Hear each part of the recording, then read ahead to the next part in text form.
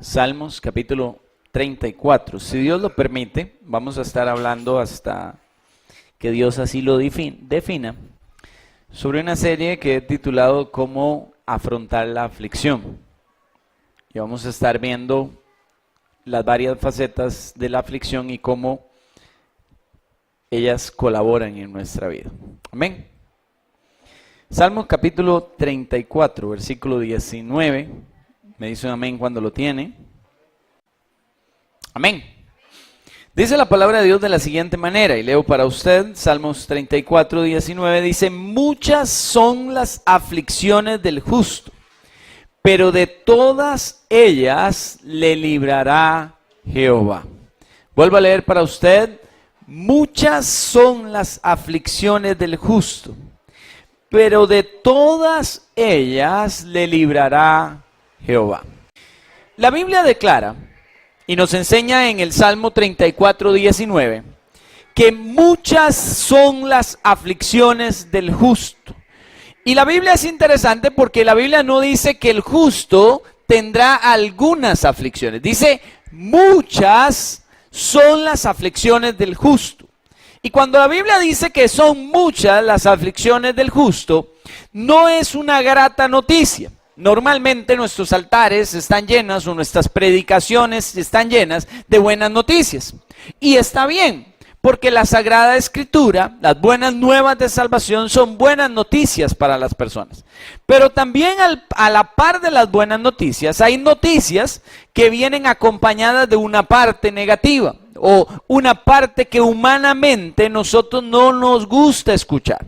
Voltéese al que está a su lado, dígale: muchas son las aflicciones. Ahora dígale: no importa si eres bueno. Porque a veces decimos: yo soy bueno, yo soy buena persona. ¿Por qué me pasa esto a mí si yo soy buena gente? ¿Por qué me sucede esto a mí si yo no le hago mal a nadie? ¿Por qué me pasa esto a mí si yo no hago más que bendecir a las personas? Y la Biblia enseña que otra vez, muchas son las aflicciones del justo. Pero a la par hay una promesa de Dios. Dice, pero de todas ellas le librará Jehová. Y quiero empezar con esta palabra, le librará. La palabra librará o la palabra librar tiene que ver con evitar que una persona tenga que hacer frente a una obligación, a un peligro, a una molestia o algo desagradable. Cuando la Biblia dice que Dios nos va a librar de todas las aflicciones, me llama la atención que use la palabra librar, porque es como desencadenar. Es como romper una ligadura, es como soltar una amarra, es como quitar de un encierro. Y la realidad es que muchas veces las aflicciones que vivimos en la vida diaria, las aflicciones que tenemos, sean económicas, sean matrimoniales, sean laborales, sean de cualquier índole, parecieran encadenar nuestra vida. Creo que todos nosotros hemos estado en ese momento de la vida donde nos sentimos en una burbuja encerrados. Y vemos como que todo el panorama está bloqueado. Que vemos que la aflicción está a tal nivel que pareciera que no encontramos como un punto de salida. ¿Por dónde puedo salirme de esta circunstancia? A veces la situación económica nos bombardea por todos los medios y pensamos que la salida a esa situación es nula. A veces una enfermedad nos llega y nos bloquea y nos pareciera dejar en una burbuja donde no encontramos la salida. A veces el matrimonio llega a crisis donde pareciera que no encontramos la salida, que estamos en un punto de la burbuja donde la aflicción es tan grande que pareciera que lo único que nos queda en el camino es desistir, renunciar, salir huyendo y tratar de irnos lo más lejos de la situación que podamos para tratar de hacerle frente. Todos nosotros, sin excepción, deseáramos no pasar por dificultades. Yo sé que si hoy yo le preguntara a usted, hermano, hermana, ¿a usted le gustaría poder dejar de pasar dificultades o angustias de todo tipo. Usted me diría, claro, pastor, a mí me encantaría, me gustaría, estaría deseoso de caminar la vida tranquilo, en paz. Pero de alguna manera, las dificultades de la vida se nos van apareciendo en el camino.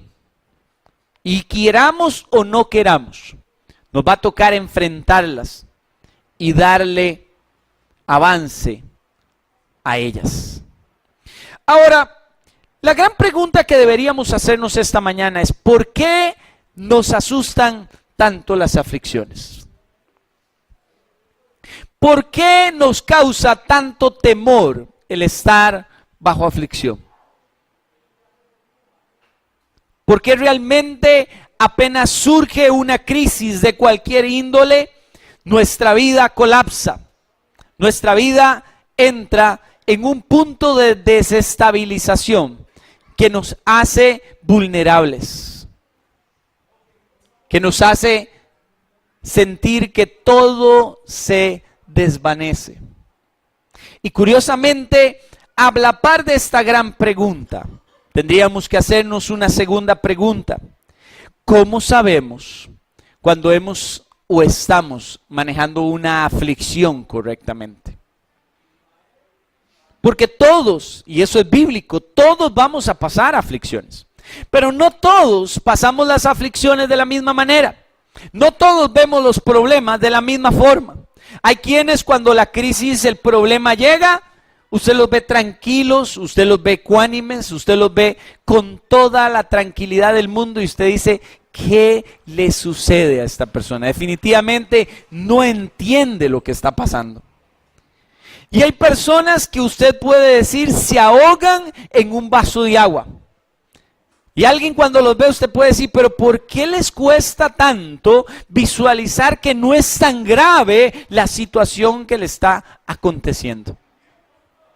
Todos nosotros vemos las circunstancias de la vida de una manera muy diferente. Ahora, la Biblia es clara.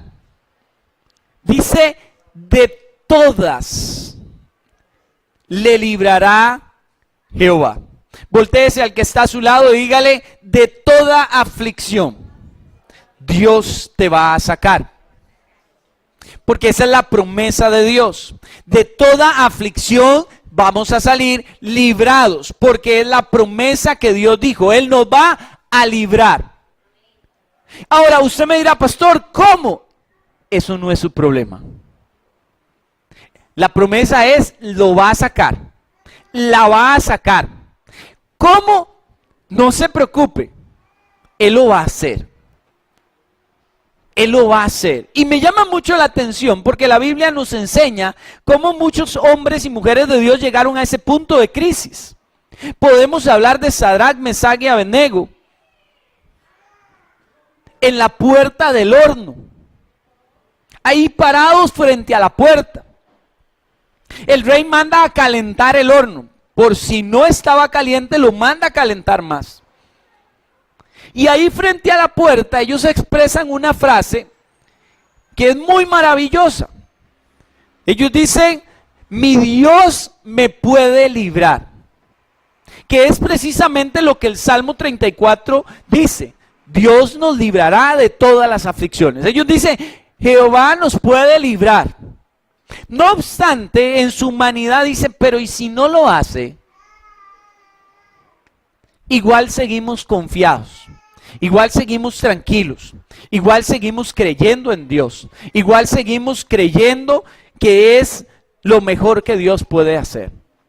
Pero no es lo mismo decir esta frase aquí, en un momento donde usted todo está en paz, donde tal vez las circunstancias pueden que hayan aflicciones, pero son llevaderas, a decirlo al frente de un horno sabiendo que minutos después usted va a estar dentro de ese horno. Y esta es la pregunta que nosotros realmente tenemos que respondernos a nosotros mismos. ¿Qué tanto confiamos nosotros en Dios? Porque es fácil decir: ah, no, Yo confío en Dios, yo creo en Dios, yo amo a Dios y yo tengo certeza de que mi Dios me puede librar de lo que sea. Y yo tengo certeza de que Dios me va a sacar adelante. Y yo sé que las bendiciones de Dios van a venir a mi vida. Y yo voy a ver la mano de Jehová. Y yo voy a hacer. Y yo voy a tener. Y Dios va a ir delante mío. Usted puede decir hoy: Dios es mi amparo y mi fortaleza. Usted puede decir, como decía el salmista: Jehová es mi castillo y mi roca fuerte. Usted puede decir, como decía Josué: yo voy aquí, me esfuerzo y voy a seguir adelante y Dios va a prosperar mi camino. Usted puede decir muchas cosas cuando hablamos de la aflicción, pero es muy fácil y es muy sencillo y es muy normal decir eso cuando no estoy ahí. Pero ¿dónde empezamos realmente si yo he aprendido a confiar en Dios? Hasta que empezamos a pasar la aflicción. Cuando la crisis financiera hace aparición, empieza a ser retada tu confianza. Cuando la crisis matrimonial aparece, es retada tu confianza. Cuando la crisis familiar aparece, es retada tu confianza. Cuando la enfermedad aparece, es retada tu confianza. Por eso es interesante que todo en la vida se fortalece a través de los momentos difíciles. Usted hoy puede tener una pareja, llámese su esposo, llámese su esposa, llámese su novio, llámese su novia. Y ella le puede o él le puede decir: vea, yo a usted le amo por sobre todo. Y yo daría mi vida por usted. Y cuente con que yo estaré con usted todo el tiempo que sea necesario. Pero cuando se vienen los problemas y las circunstancias es donde realmente se da cuenta usted si la persona que está con usted le ama o la crisis lo hace huir. Por eso cuando yo le digo a la gente y están en una crisis matrimonial y quieren salir huyendo, yo le digo: pero suave, de las crisis sale la fortaleza. En las crisis se fortalece el amor. En la crisis se asientan las bases para construir las cosas sólidas. No huya en el momento de la crisis. No deje que el temor y la cobardía le gane. Enfréntelas con verdadero fervor. Y hágale frente a los momentos difíciles, porque esto es lo que va a llevar a cosas buenas. Y precisamente, ¿cómo me doy cuenta hasta qué nivel ha llegado mi confianza en Dios? De una forma muy sencilla. Y quiero que lo lea conmigo. Vaya conmigo al Salmos capítulo 4, versículo 8.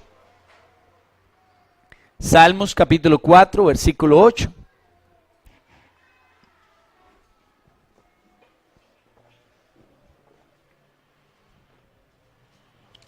¿Me dicen amén?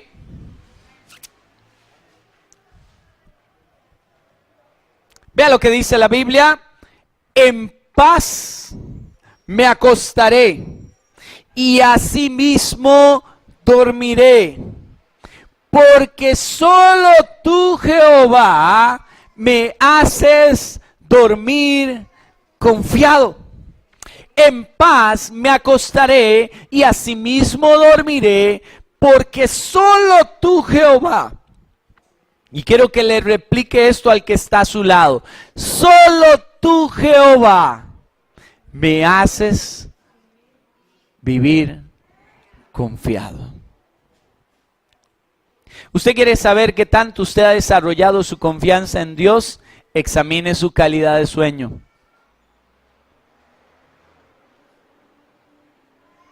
¿Qué es lo primero que pierde una persona cuando la crisis aparece? Su descanso. Y conste, no es dormir, porque la persona deprimida pasa durmiendo, pero no descansa. Son dos cosas muy diferentes.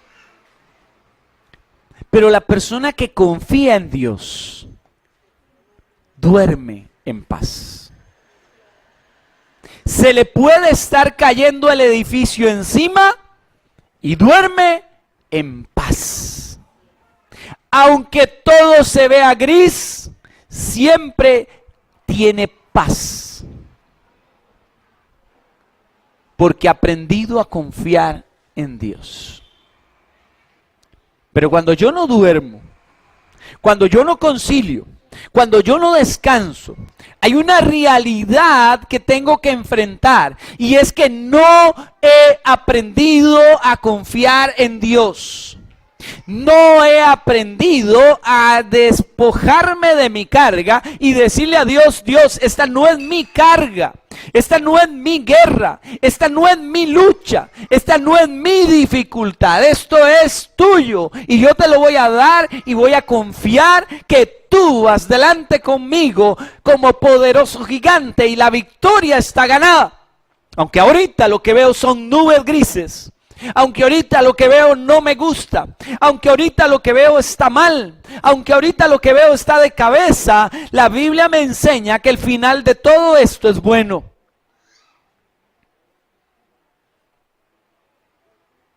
Y ahí yo examino cómo estoy, cómo está mi vida, cómo van mis cosas, qué realmente puedo decir sobre mi aflicción. He confiado en Dios. Hay un predicador de mucho tiempo en este momento pasando por una situación de un cáncer terminal. Y cuando él enfrentó el momento de expresarle a todo el mundo, me impresionó en gran manera su ecuanimidad, su tranquilidad.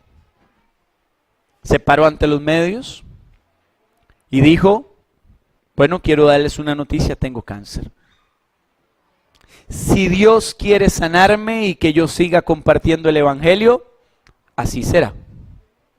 Y si no desea sanarme, habré cumplido ya mi tarea, mi misión en esta tierra, y me iré confiado de que hice lo que me tocaba. Pero en ningún momento su rostro denotó tristeza, angustia, temor. Siempre su rostro reflejó paz. Porque alguien dirá: pastor, claro, el discurso estaba preparado. Usted puede preparar discursos, su cara se los va a echar abajo. Pero su rostro reflejaba paz.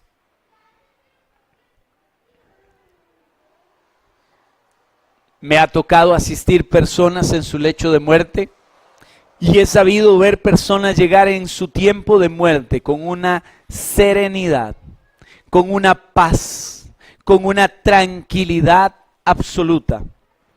Como también he visto personas llegar a su lecho de muerte con tristeza, con angustia, con dolor, con un montón de problemas. Y a veces uno tiene un pequeño inconveniente y está en crisis. Toda la vida está de cola de cabeza. ¿Tienes salud? Sí, claro, tengo salud. Y entonces, no tengo plata. Pero tiene salud. Sí, pero sin plata. Bueno, ¿le cambio su salud por plata? No, ¿cómo se le ocurre? Entonces, porque no hemos aprendido. La Biblia enseña que Dios tiene cuidado de nosotros. Pero ¿qué va? A algunos de nosotros nos cuesta entender este concepto. Dios cuida de mí. Dios cuida de nosotros. Tiene cuidado de nosotros. ¿De qué? De todo. A Dios no se le sale nada de control. Dios no se levantó una mañana y dice: ¡ay, se me salió todo de control! ¡Qué desastre! Usted y yo decimos eso. Pero Dios no se levanta una mañana y dice: ¡ay, se me salió de control Dayana! ¡Ay, Miguel, anda a arreglarle la vida a Dayana porque se me escapó! No, Dios no dice eso. La Biblia dice que aún los cabellos que usted tiene están contados. Eso quiere decir que hasta sus decisiones están contadas.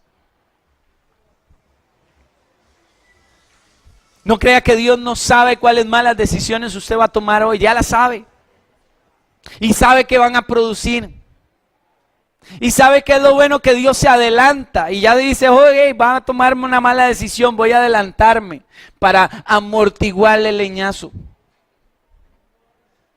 No para impedir el golpe, solo se lo voy a amortiguar para que no se dé muy duro. Por eso la Biblia dice, muchas son las aflicciones del justo, pero de todas ellas nos librará Jehová. No dice, nos va a evitar, dice, nos va a librar. Ahora, esto es precisamente lo primero que quiero enseñarle en esta mañana. Dígale al que está a su lado, toda aflicción causa una bendición.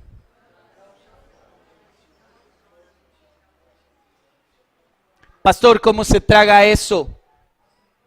Ese es el éxito. Toda aflicción causa una bendición. ¿Cuántos de acá quieren ser bendecidos?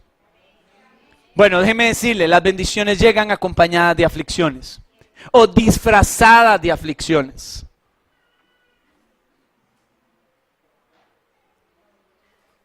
Por eso es lamentable nuestro estilo de vida. ¿Cuándo se reúne la familia? Cuando alguien está enfermo, cuando alguien se murió. Qué bendición ver la familia unida, dicen algunos. Lástima que solo en estos momentos nos unimos. Una aflicción causa una bendición.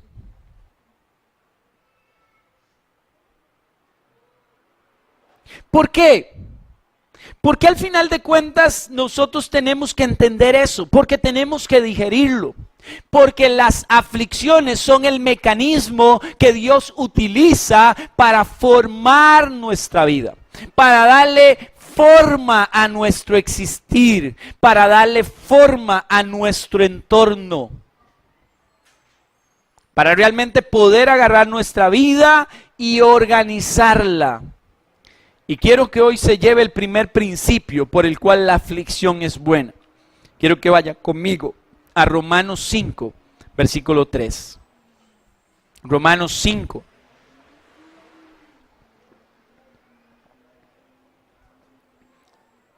Romanos 5, versículo 3 al 4. ¿Me dice un amén?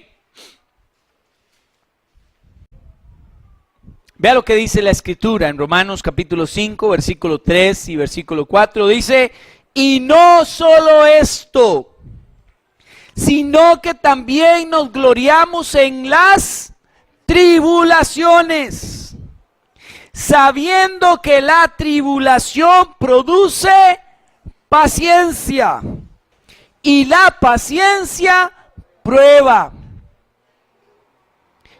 y la prueba esperanza. Y vean, hermanos, yo he oído mucha gente decirlo de una forma errónea. Dicen, no pidamos paciencia porque vienen pruebas. ¿De acuerdo? No, las pruebas no vienen para producir paciencia. La paciencia es la que produce pruebas. Las tribulaciones son las que producen paciencia. Ahora voy a leerle otra versión. La traducción lenguaje actual dice lo siguiente: pero también nos alegra tener que sufrir, porque sabemos que si aprendemos a soportar el sufrimiento, y si aprendemos a soportarlo, seremos aprobados por Dios. ¿Cuántos desean ser aprobados por Dios? Bueno, la única manera en que usted va a ser aprobado es aprendiendo a soportar las tribulaciones. ¿Por qué? Porque es como el examen. Esa es la forma en que nos vamos a hacer una evaluación de lo que supuestamente hemos aprendido en Dios. Señor, yo confío en ti, ¿ok? Con su palabra y una pruebita yo puedo garantizarme que efectivamente usted sí confía en mí. Vamos a ver. Hagamos la prueba a ver cómo responde usted ante esta circunstancia. Y te prueba. Y te pasa por el fuego a ver qué haces cuando estás en el fuego. ¿Listo? Y esa tribulación va a producir paciencia y la paciencia hace que la prueba de nuestra fe sea exitosa, sea buena, sea agradable y correcta delante de Dios.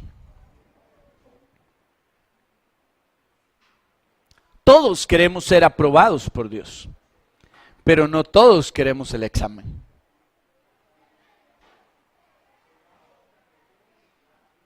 Ninguno de nosotros se levanta hoy en la mañana y dentro de sus oraciones, espero en Dios que las haya hecho, que haya tenido su tiempo para orar en la presencia de Dios, le dice: Señor, listo, estoy perfecto, hágame el examen.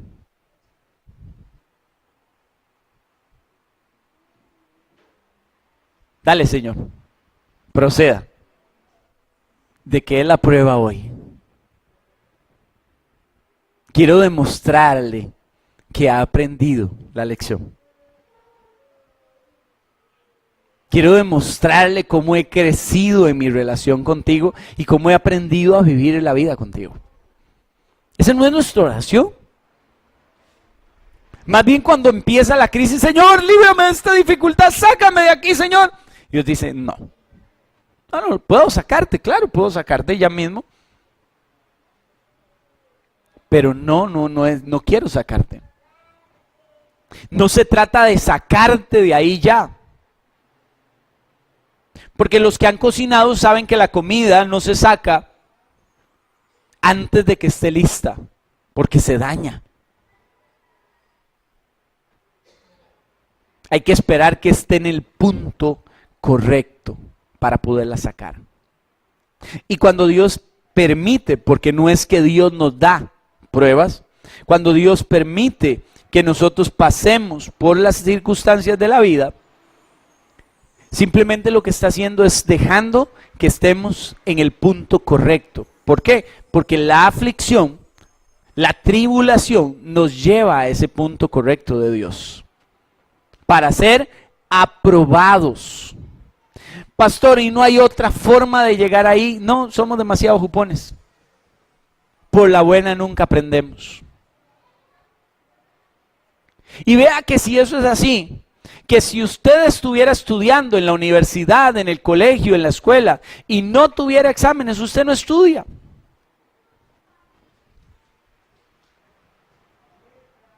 ¿Por qué usted estudia? Porque hay examen. ¡Ay, tengo que estudiar! ¿Cuándo tiene examen? ¡Mañana! Estudio porque tengo examen. Vaya conmigo a Santiago, capítulo 1, versículo 2 al 5. Santiago 1, 2 al 5. Y con esto cerramos. Santiago, capítulo 1, versículo 2 al 5. Vea que la Biblia en Romanos arrancaba con gloriarnos o alegrarnos de las tribulaciones. Vea cómo arranca Santiago capítulo 1. Dice: hermanos en Cristo. Perdón, esa es la versión actual. La versión 60 dice: hermanos míos, tened por sumo gozo cuando os halléis en diversas pruebas, sabiendo que la prueba de vuestra fe produce paciencia. Mas tenga la paciencia su obra completa, para que seáis perfectos y cabales, sin que os falte cosa alguna. Hermanos, tened por sumo gozo cuando os halléis en diversas pruebas. Traducido es: si usted hoy está pasando por una dificultad, si usted hoy está pasando por un problema, si usted hoy está pasando por una adversidad, alégrese, va por buen camino, las cosas están bien. Dios te ama tanto que está probando tu vida para que seas aprobado. Alégrese, deleítese, gócese. Porque Dios te está perfeccionando. Eso es lo que dice cuando pasamos por pruebas, dificultades. Dios está perfeccionando mi vida. Gócese. Ahora, pastor, ¿y qué pasa si yo no logro gozarme? Bueno, le van a hacer más larga la prueba. Le van a hacer mucho más largo el examen. Le van a poner más dificultad. La palabra cabal significa una persona cuerda que está en su sano juicio. Dice que la tribulación, la aflicción, produce que yo me mantenga en mi sano juicio. O sea, que no sea un loco. Por eso es que cuando uno está en problemas, uno dice, me estoy volviendo loco con esta situación. En cambio, la persona que tiene la paz de Dios en su vida, se le puede estar derribando el mundo y usted lo va a ver ecuánime, centrado, tranquilo, analizando toda la panorámica y buscando las mejores opciones que hay en el camino. Esa es la diferencia cuando usted ha aprendido a confiar en Dios y cuando no ha aprendido a confiar en Dios. Uno me vuelve loco y el otro me genera sano juicio, tranquilidad, paz, seguridad, confianza. La otra versión dice, hermanos, en Cristo ustedes deben sentirse muy felices cuando pasen por toda clase de dificultades. Así, cuando su confianza en Dios sea puesta a prueba, ustedes aprenderán a soportar con más fuerza. Dígale al que está a su lado, soportar con más fuerza las dificultades. Los que han ido a un gimnasio saben que usted no levanta 40 kilos en la primera vez que fue al gimnasio. Algunos levantarán si acaso la varilla. Y eso les pesa. Después, cuando ya usted logra levantar la varilla, usted se atreve a ponerle los platitos pequeños y le pesa. Y conforme usted va ejercitando, cada día usted sabe que puede ir levantando más peso. Y ahí es donde usted ve esos meros gorilas que levantan hasta 3 platos de esos grandísimos. Usted dice, oiga, no sé cómo hacen con eso. Bueno, simplemente han aprendido a ir soportando cada día más peso. Pero empezaron un día soportando poco. Hoy soportan mucho. La vida espiritual es igual. Yo no empiezo soportando un gran peso. Debo empezar a escalonar para soportar mayor peso. Pero por eso la Biblia dice, para que aprendamos a soportar con más fuerza las dificultades. Con más fuerza. Con más fuerza. Desde luego, esto depende única y exclusivamente de cada uno de nosotros. O sea, esto depende de usted, no depende de mí. De la misma manera que cuando usted va a un gimnasio no depende del instructor. El instructor le puede decir, ve, ahora le toca levantar 10. Y si usted dice, levanto 5, usted se quedará en 5. No depende del instructor, depende de cada uno de nosotros. ¿Por qué? Porque habrán quienes la prueba solo le produce tristeza. Pastor, ¿y qué saco de todo esto? He estado triste, he estado deprimido, he estado en angustia, he estado llorando todo el tiempo. Esa es su actitud. Y como su actitud ha sido esa, eso es lo que le va a producir.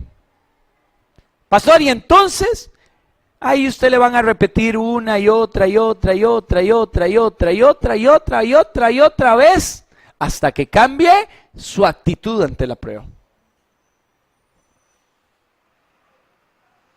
Habrán quienes lo que les produce es amargura. ¿Sabe cuándo pasa mucho esto? Cuando Dios nos está enseñando a amar al prójimo. ¿Usted sabe cómo Dios nos enseña a amar al prójimo? Nos pone unos prójimos a la par. ¿Qué prójimos?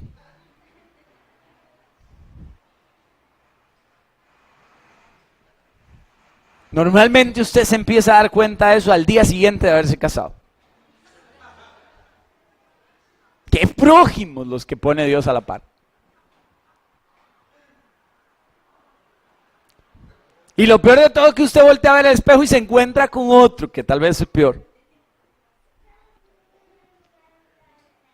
Y dice, pastor, es que no me la soporto. Le dicen a uno algunos. Dice, qué lástima. Tráguesela.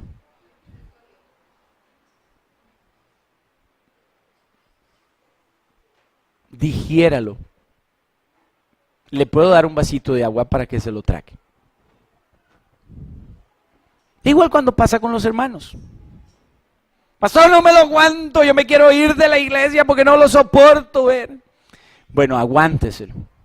Sopórteselo y ámelo. Porque de iglesia sí se puede ir. Pero al cielo solo tragándoselo entra. Porque si no de la puerta no pasa.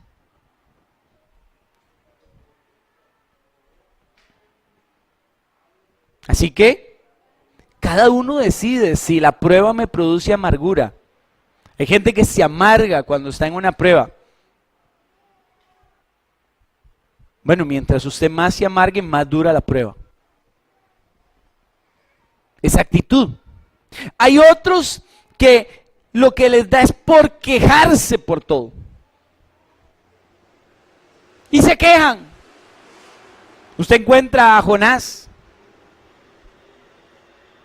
¿Recuerdan la historia de Jonás? Jonás desde que fue llamado hasta que salió de la dificultad no hizo más que quejarse. Por todo se quejó. Se quejaba porque estaba en Nínive y le iban a perdonar al pueblo. Se quejaba por el pez. Se quejaba por la planta. Se quejaba porque se secó. Se quejaba por el sol. Se quejaba por todo, se quejaba. No hacía más que quejarse. ¿Y cuándo le terminó a Jonás todo el problema? Hasta que dejó de quejarse. ¿Por qué? Porque la queja no produce nada.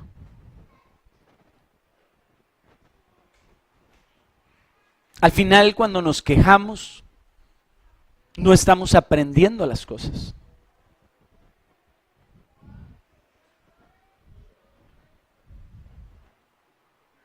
Pero hay gente que la prueba, la aflicción solo le produce queja. Pero para los cristianos, para los que han aprendido a confiar en Dios con plenitud, para los que han aprendido a dejar que Dios opere, las tribulaciones van a producir paciencia. Y la paciencia nos presenta aprobados delante de Dios. Pero no hay aprobación sin tribulación.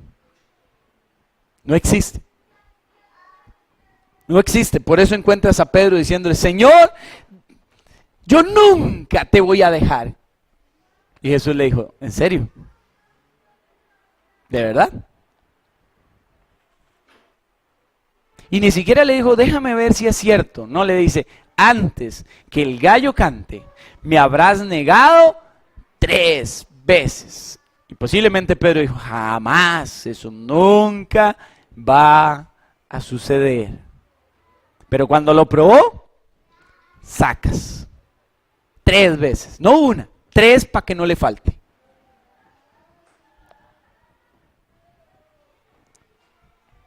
Pero nosotros tenemos que aprender que la tribulación es necesaria para desarrollar la paciencia que nos va a permitir ser aprobados delante de Dios. Pastor, yo no pido paciencia porque me vienen pruebas. Pídalas, porque sin pruebas no hay aprobación de parte de Dios. Así que, quiera o no, van a estar. Las pida o no las pida, van a llegar. Y le tengo una noticia, cuando usted se hace fuerte en un área, le suena en la otra. Por eso Pablo decía, no es que lo haya alcanzado todo ni que sea perfecto ya. Sigo, ahí voy. Que literalmente ahí voy llevando golpecitos, un ratito, una, un rato, otras. Pero cada día voy aprendiendo y creciendo en una área. Amén.